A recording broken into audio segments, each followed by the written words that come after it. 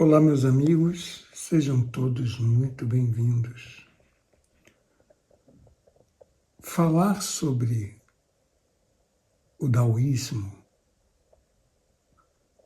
e todas essas atividades do Dao Shu, que é o daoísmo ligado a desenvolvimento energético, físico, do equilíbrio da mente, do corpo, é algo muito fácil depois de alguns anos de experiências. Então, hoje aqui fazendo essa cerimônia informal do Chadao, que funciona muito bem como um relaxamento, eu vou falar para vocês algumas das minhas experiências e realizações ligadas à aplicação da filosofia, que já é parte do Dao Jia, que é a parte filosófica do daoísmo. Então, unindo essas duas, temos uma visão clara do que é realmente a aplicação na sua vida, qual o valor dessa filosofia milenar.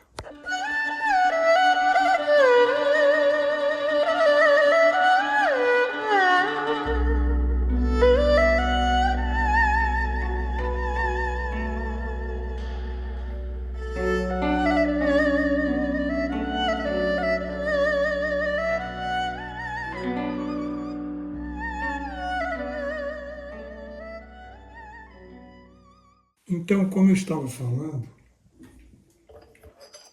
o daoísmo, ele tem essa parte do Dao Shu, que é quando você põe em prática. Um bom exemplo para isso é o Tai Chi. O Tai Chi, tanto a parte do treinamento do Tai Chi Chuan, que são os movimentos da arte marcial, né? Aqueles movimentos lentos, também fazemos com espada, com leque, e praticando conseguimos entender exatamente o que é a filosofia do Dao, porque o Tai Chi, ele é a expressão da filosofia corporeamente. Você entende energeticamente no seu corpo, com a respiração, você entende como o universo funciona. Qual é a forma do universo ser algo bem harmonioso e que tenha um equilíbrio na sua vida quando você se projeta como parte desse universo. Porque nós somos muito estressados, o ser humano ele é muito estressado, ele quer que tudo aconteça na hora que ele quer. Assim como uma criança mimada. Quer porque quer e quando não consegue chora. As crianças são assim. Quando elas não conseguem o que elas querem, elas apelam para o choro. Aí vem a manha.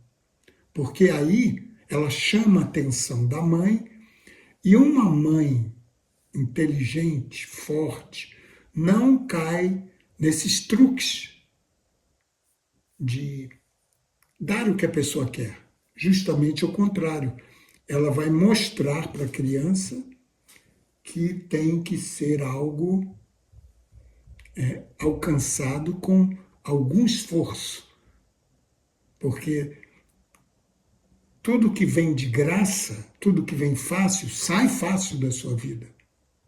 As coisas que ficam são as coisas que você teve que ter um certo esforço para alcançar. Então, eu vou passar para vocês, mais ou menos, na minha experiência, sobre como se comportar diante de problemas. Nós sempre pensamos, nós, quando eu digo, somos seres humanos, em geral, pensam assim: eu estou com um problema, eu vou fazer de tudo para resolvê-lo, e se eu não conseguir resolvê-lo, eu entro em depressão e fico estressado e acabo, às vezes, até infartando ou tendo alguma doença, pela consequência do desequilíbrio que causa no corpo. Então, o universo ele tem o tempo dele, o movimento, certo?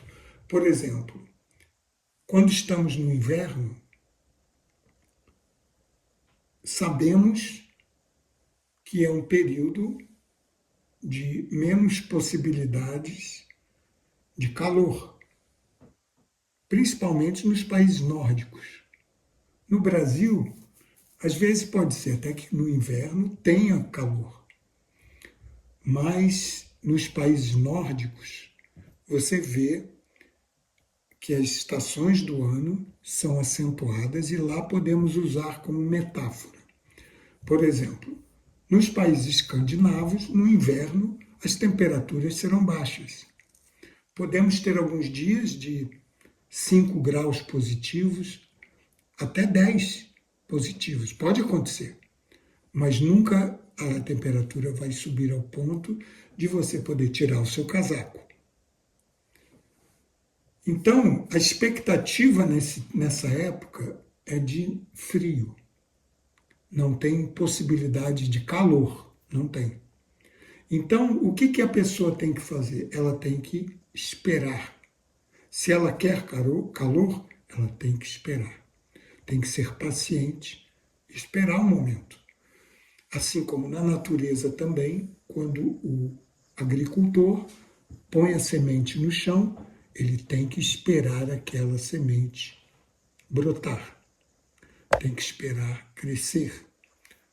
E a única coisa que ele pode fazer é regar e proteger.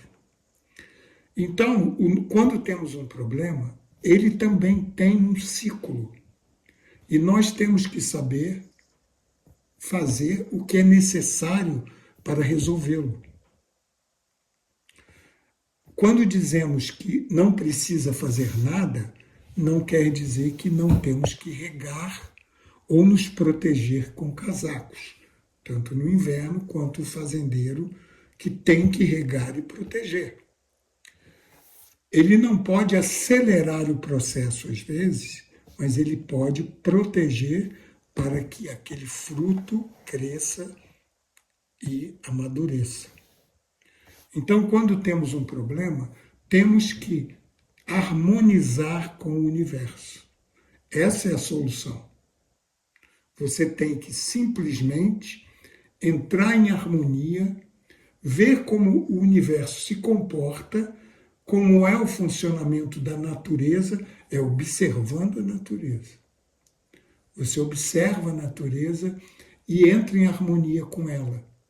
Não tenta quebrar os ciclos, não tenta acelerar o processo. Você pacientemente, mas com clareza na mente, por estar em harmonia, você consegue, aos pouquinhos, fazendo o que é necessário para uma grande obra que você vai fazer, que é, às vezes, resolver aquele problema, que seria a grande obra. O que você realmente vai fazer de importante. Então, isso é a clareza que temos que ter quando vamos resolver algum problema. É o equilíbrio e a harmonia com a natureza em volta. Uma pessoa pode saber o que ela tem que fazer observando uma praia, um rio, as montanhas, até mesmo as árvores. Ela pode olhar e observar e ver como a natureza tem um equilíbrio calmo, tranquilo. Ela não é conflitante. Quando existem, às vezes, alguns problemas, derivados de um planeta que ainda está se ajustando, podem ter catástrofes, pode ter tempestades, furacões, terremotos, enchentes, tudo isso pode. Mas você, quando observa, você vê como a natureza, depois ela se adapta para que aquilo volte ao normal, para que tudo volte ao normal. Então você tem que estar atento à natureza nos momentos de catástrofe dela e nos momentos de harmonia dela. Como ela se comporta, como ela se ajusta. E é isso que o taoísmo traz para a gente. Ele não vem exaltar seres poderosos, seres super-heróis, não vem fazer esse tipo de exaltação, porque não atribui a criação a uma pessoa. E não coloca um início para tudo. Porque a natureza, ela tem ciclos. E em cada planeta, ela nasce, ela cresce e depois ela morre. Todas as manifestações materiais são perecíveis. Elas não são eternas. O movimento do universo, ele é eterno. Portanto, não tem um começo, como muitos atribuem. Na visão taoísta, não existe um começo. Porque esse movimento da natureza, ele é eterno e infinito. Se ele é eterno, ele nunca nasceu e nunca vai morrer.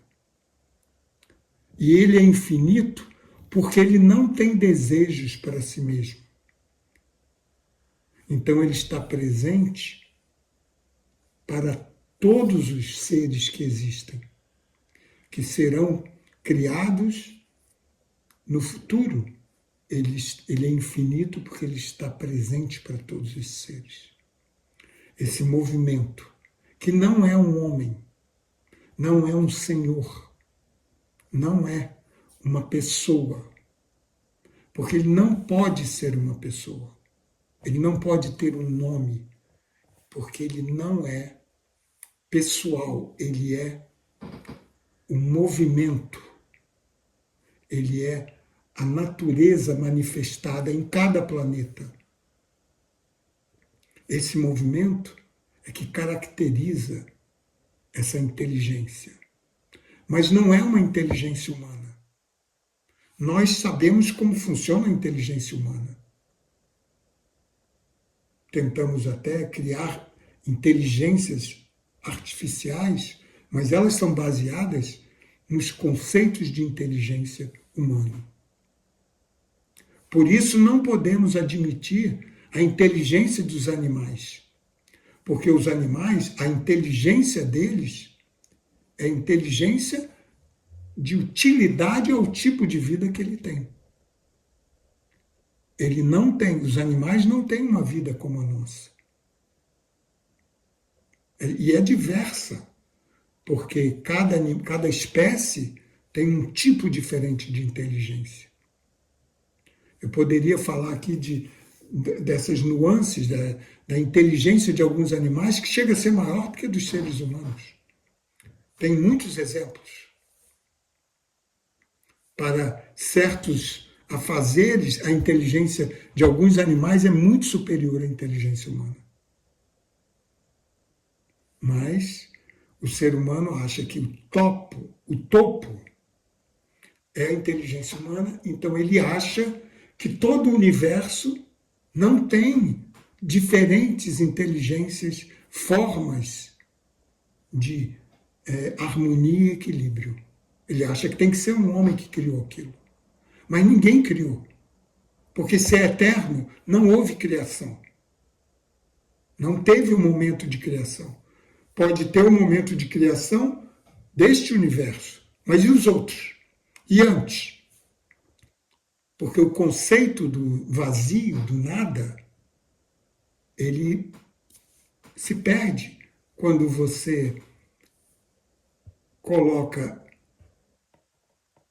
a posição desse universo e desses universos como eternos. Porque às vezes as pessoas têm uma ideia de que eternidade é algo que começou e não termina. Se alguma coisa começa, ela termina. Para ser eterno, não tem um começo. Então, muitas vezes, muitas religiões dizem que a alma é eterna. Se a alma é eterna, ela não foi criada. Então, eu vou ficando por aqui e até a próxima.